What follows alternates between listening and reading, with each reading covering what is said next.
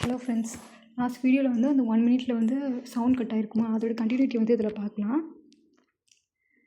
Government of India வந்து second backward class commission வந்து 1978 கொண்டு வந்திருக்குமா. யார் தலைமையிலனா பிபி மண்டல் தலைமையில். அங்கே வந்து 27% ரிசர்வேஷன் பிசிக்கு கொடுக்கணும்னு சொல்லியிருப்பாங்க. இது ஒரு ரிப்போர்ட் வந்து எப்போ சப்மிட் பண்ணியிருப்பாங்கன்னா, டிசம்பர் 1980 வந்து அப்போ ஹோம் மினிஸ்டர் வந்து ஜெயில் சிங் கிட்ட வந்து சப்மிட் பண்ணியிருப்பாங்க. நெக்ஸ்ட் வந்து பார்த்தோன்னா இந்திரா சாஹ்னி வெஸ் யூனியன் ஆஃப் இந்தியா. இது வந்து மண்டல் கமிஷன் கேஸுன்னு கூட சொல்லுவாங்க.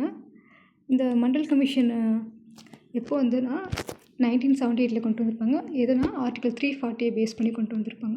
ஓகேவா. இந்த இந்திரா சாஹ்னி கேஸில் வந்து என்ன சொல்லியிருப்பாங்கன்னா, பிசி, எஸ்சி, எஸ்டி மொத்த எல்லாத்தையும் சேர்த்து 50% ரிசர்வேஷன் தான் சொல்லியிருப்பாங்க. இந்த மண்டல் கமிஷன் வந்து 1978 போடப்பட்டாலுமே இது வந்து அடாப்ட் பண்ணுறதுக்கு வந்து அவங்களுக்கு ஒரு 10 வருஷத்துக்கு மேலே ஆகிடுச்சு. ஓகேவா. இதை எப்போ ஏற்றிருந்துருப்பாங்கன்னா, ஆகஸ்ட் 13, 1990 வந்து விபி சிங் கவர்மெண்ட் வந்திருப்பாங்க. ஸோ அப்போ தான் இது வந்து கொண்டு வரலான்னு சொல்லிட்டு பண்ணியிருப்பாங்க. அப்புறம் தான் திரும்பி இந்திரா சாஹ்னி வந்து கேஸ் ஃபைல் பண்ணியிருப்பாங்களா. அப்புறம் வந்து 1992 அதுக்கு மேலே தான் வந்து ரிசர்வேஷன் கொண்டு வந்திருப்பாங்க. தேங்க்யூ.